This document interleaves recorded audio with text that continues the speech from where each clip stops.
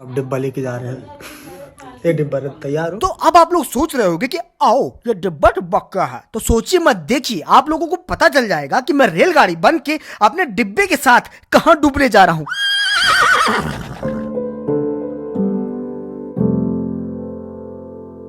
तो जल्दी से मैं आपको आज के दिन की इन्फॉर्मेशन दे देता हूँ, और ये है कि आज हमारे घर में कथा है। तारीख 2 है ना शायद आज? हाँ आज 2 है। और पूजा की तैयारियां इसकी माता जी ने कर दी थी, लेकिन तेरा नहाना हुआ कि नहीं? सब सुबह नहा लिए थे, मैं अभी अभी जस्ट नहाया हूँ, 15 मिनट हुआ है। लग रहा हूँ ना? नहीं, 1-2 घंटे बाद नहीं लगता, मैं इसलिए पूछ रहा हूँ।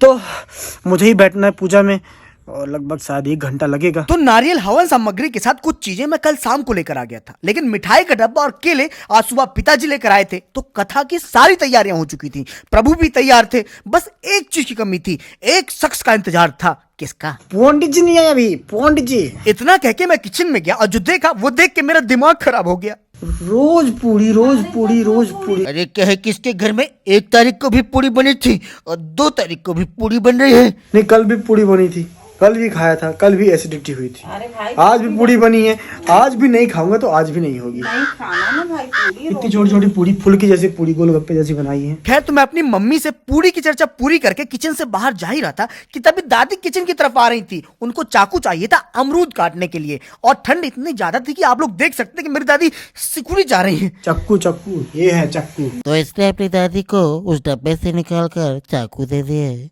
लेकिन मुझे एक बात की चिंता थी कि अभी तक पंडित जी क्यों नहीं आए थे, क्योंकि फिर मुझे 2 बजे से थोड़ा सा काम करना था। पंडित जी कब तक आएंगे? मैं सीधी सीधी बता रहा हूँ, मेरे 2 बजे से मुझे तो पिताजी और पिताजी के पिताजी बाहर बैठे हैं, आग ताप रहे हैं, और मुझसे पिताजी बोल रहे हैं कि पंडित जी आएंगे 1 बजे तक। ताजा ताजा सूत्रों से जब मुझे ये पता चला कि पंडित जी 1 बजे तक आएंगे, तो फिर मैं अपने एक बच्चे के पास पहुंच गया जो खुद ताजा ताजा अभी 30 तारीख को 3 महीने का हुआ है। तो मेरे छोटे भीम के साथ मेरी मम्मी और नेहा बैठी हुई थी, लेकिन वो रो रहा था। तो मैंने कहा ठीक है, आप लोग बाजू में हटिए, मैं उसको हंसवा के बताता हूँ। मैं हूँ जो उसको चुप कराता हूँ और हंसाता हूँ, है ना बेटा?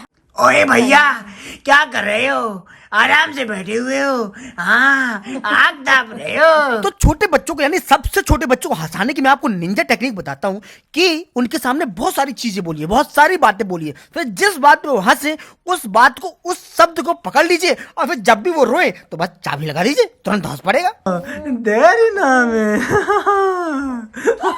अरे बाबा, तो छोटे भीम के अलावा वहाँ पर और कोई भी था? अरे शाइन मिलवाना। ये छोटा भीम है, ये छोटी नीम है। तो देखते हैं पंडित जी कब तक आते हैं। सुबह नाश्ता वास्ता नहीं किया, भूख लगी है मुझे कसम से बहुत ज्यादा। तो ये अमरूद की चटनी है, हम लोग के घर में बहुत सारे लगे हैं। जितने अमरूद दुकानदारों के पास नहीं होगी ना, उससे ज्यादा अमरूद हमारे घर में। मजाक नहीं कर रहा हूँ। तो अमरूद की चटनी बच गई थी, साथ में सब्जी भी थी, और पूरी के अलावा एक और चीज थी जो पिछले कुछ दिनों से लगातार बन रही थी। हे भगवान, पिछले 3-4 दिन से रोज पूरी बन रही है, रोज खीर बन रही है। मम्मी, रोज खीर, रोज खीर। अरे भोग का भगवान के ना बनम रे, भगवान के भोग के लिए अपन रोज 56 प्रकार खाते हैं, आज भगवान का भोग का ना बना दूं। 56 प्रकार का खाते हैं, रोटी सब्जी सलाद, 3 से ज्यादा नहीं बनता घर में। 56 प्रकार का खाते हैं रोज। अरे 56 प्रकार का छोड़िए, सुबह से इसने कुछ भी नहीं खाया था, इसलिए ये बार बार जाके किचन में चेक कर रहा था कि कुछ खाने को मिल जाए। लेकिन एक बात इसको रोक रही थी कि पूजा में बैठने से पहले कुछ खाया नहीं जाता है। अच्छा, इसलिए ये किचन से निकल के अपने कमरे को गया और तैयार हो गया। तो ये जो पीला कुर्ता है मेरा, वो रिजर्व है कथा के लिए। जिस दिन भी कथा होती है मेरे घर में, तो ये पीला कुर्ता पहन लेता हूँ मैं। इसका मतलब ये है कि अगर किसी दिन मैंने गलती से कुर्ता पहन लिया तो उस दिन कथा करवानी पड़ेगी। तो पंडित जी अभी तक आए नहीं थे, 12 बजे आने वाले थे, फिर 1 बजे आए। 1 बजे नहीं, 1:30 बज रहा, 1:30 बजे आए, तो अब आ गए हैं। तो कथा शुरू होने वाली होगी, हम भी शुरू हो जाते हैं, मेहमान आने शुरू हो गए। तो ऊपर पीला कुर्ता और नीचे नीला जीन्स पहन के मेरे पैर जाना तो कहीं और चाह रहे थे, लेकिन मेरा पेट उनको कहीं और ले आया। और क्या है कि मेरे से कंट्रोल नहीं हो रहा, भूख लगी मुझे बहुत तेज से। 2 बार मैं किचन में आके गया हूँ, मम्मी से बोल के हूँ मम्मी खाना दो, फिर खुद की हिम्मत बढ़ाई और बोल दिया ठीक है रुक जाते हैं, पंडित जी आ जाए, हो जाए बुझा, फिर खाते। अब कथा भगवान के लिए थी, तो भगवान ने हमारी सुन ली और पंडित जी आ गए। और पंडित जी ने आते ही हम दोनों को आदेश दिया कि बेटा रेलगाड़ी बन के जल्दी से आ जाओ। चल चल निकल जल्दी बाहर जाए। तो अब डिब्बा लेके जा रहे हैं। ये डिब्बा तैयार हो? अब जो नारियल बेटा यहाँ रख दो, यहाँ से ही रख दो। जी तो कथा शुरू हुई, पंडित जी ने पूरे विधि विधान से कथा शुरू करवाई। अब आप लोग मुझे देख रहे होगे तो बोल रहे होगे ये तो सो रहे हैं, लेकिन क्या है कि जब भी मेरे यहाँ कथा होती है और कथा में मुझे बैठना होता है तो मैं कथा में बैठते ही आंख बंद करके ध्यान लगाने लग जाता हूँ। खैर, पंडित जी ने कथा शुरू की। सत्यनारायण भगवान की कथा थी और उस कथा में बहुत सारी कहानियां, बहुत सारी कथाएं होती हैं। तो सारी कहानियां संपन्न हुई, सारी कथाएं संपन्न हुई और अंत में कथा की समाप्त होते ही बारी आई हवन की। ओम नमः स्वाहा, ओम नमः शिवाय महादेवाय नमः स्वाहा। हवन के बाद अब बारी थी आरती करने की। तो मैंने और नेहा ने मिलकर प्रभु की आरती की। हमारे आरती करने के बाद दादाजी ने भी आरती की और इसी के साथ कथा संपन्न हुई। और कथा होने के बाद इसको प्रसाद मिला था। तो कथा हो गई है, पूजा हो गई है, सब संपन्न हो गया है, प्रसाद हो रहा है, मतलब खा रहा हूँ। और दोनों जन को प्रसाद दिया था, मुझे और नेहा को मिला के। ये बस नहीं लूंगा, अपना अपना प्रसाद खाओ। क्या है कि प्रसाद में बहुत सारी चीजें थी। फल था, मिठाई थी, पंजीरी थी, चुहारे थे। तो नेहा चुहारे नहीं खा रही थी और मुझसे कह रही थी ये आप खा लो ना। लगभग 1.5 घंटे लगा पूरा कथा होने में। पाँव अकड़ गए थे, कमर अकड़ गई थी। वो आंख बंद करे करे तुम्हारी आंख भी तो अकड़ गई होगी मियां। क्यों अकड़ गई होगी? मजाक नहीं कर रहा हूँ, सच में मैं ध्यान लगा रहा था। मैं ये भी भूल गया था कि भूख लगी थी मुझे। तो बाद जब दिन भर मैंने खाना नहीं खाया है तो मम्मी अभी पूड़ी बना रही है, लेकिन मैं पूड़ी नहीं खाऊंगा। बहुत हो गया पूड़ी तेल वाला चीज़ मेरे को बिल्कुल नहीं खाना है। तो मैं जाके डोसा खाऊंगा। बाहर थोड़ा बहुत तेल होता है उसमें, ठीक है, ज़्यादा भी हो तो कोई दिक्कत नहीं है। अब मेरा मन कर गया डोसा खाने का तो खाऊंगा मैं डोसा ही। तो इसको पहले चेंज कर देता हूँ। और हुआ क्या है, कथा पूरी हो गई।